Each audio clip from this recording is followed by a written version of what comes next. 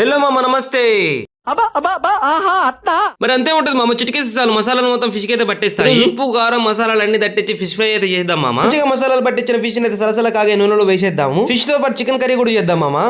అది ఉండాలి, దాంతో పాటు ఇది ఉండాలి. చూసా కదా మామ ఫిష్ ఫ్రై అయితే ఎలా ఉడుకుతుందో. ఫిష్ ఫ్రై ఉడికాక లాస్ట్ లో కొత్తిమీర ఉన్న కరివేపాకు వేసుకొని దించుకుందాం మామ. ఫిష్ అయితే ఒక ప్లేట్ లో తీసుకుందాము. అలా ముక్క నోట్లో పెట్టుకుంటే కరిగిపోయేటట్టుంది మామ. కర్రీ కంటే ఇలా ఫిష్ ఫ్రై చేసుకొని చూడు మామ, మామూలుగా ఉండదు, టేస్ట్ అయితే అదిరిపోతుంది. మీరు ఎప్పుడైనా ఇలా చేసుకొని తిన్నారా కామెంట్ చేయండి మామ. నేనైతే ముందుగానే ఆనియన్ లెమన్ కట్ చేసుకొని ఉంచుకున్నాను. చికెన్ కూడా ఒక బౌల్ లోకి తీసుకుందాం మామ. ఈ రెండింటి కాంబినేషన్ లో చూద్దాం ఎలా ఉంటుందో టేస్ట్. చికెన్ కర్రీ కూడా గ్రేవీ ఎక్కువ పెట్టకుండా బాగా దగ్గరికి అయితే చేశాను మామ. ఒరే సర్లే గాని సామి ఈయన ఎందుకు చేసేవరా నువ్వు ఇప్పుడు? ఎందుకంటావు ఏంటి మామ? ఈ రెండింటి కాంబినేషన్ లో టేస్ట్ ఎలా ఉంటుందో చూద్దామని చేశాను మామ. ఒరే నిజం చెప్పరా సామి, నేనైతే ఏమనుకోను. ఏముంది మామ, నువ్వు ఎలా అనుకున్నా కానీ వీటిని మాత్రం నేను తినడానికే చేశాను. నీ డౌట్ నాకు తెలుసు మామ, మందులో ఒక స్టఫ్ కేను కదా. కాదు మామ, తెలిసిపోయిందా?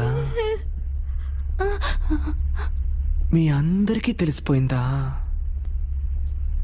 సరే వదిలేయండి. నువ్వు అనుకున్నట్టు స్టఫ్ కి అయితే బాగానే ఉంటది కదా మామ, కానీ నేను చేసిన పర్పస్ కాదు. నాకు అన్న కామెంట్ చేసి రోజు పెళ్లి ఫంక్షన్ కే పోతా ఫిష్ ఫ్రై చికెన్ కర్రీ చేయమని కామెంట్ చేసింది మామ, అందుకే చేశాను. లెమన్ పెట్టుకొని దీన్ని టేస్ట్ చేసి చూద్దాం మామ ఎలాగుంటుందో. నువ్వు ఎంత షాక్ అయినా అదే నిజం. మళ్ళీ నెక్స్ట్ వీడియోలో కలుద్దాం మామ. పోతూ పోతూ లైక్ సబ్స్క్రైబ్ అయితే చేసుకో మామ. బాయ్ మామ.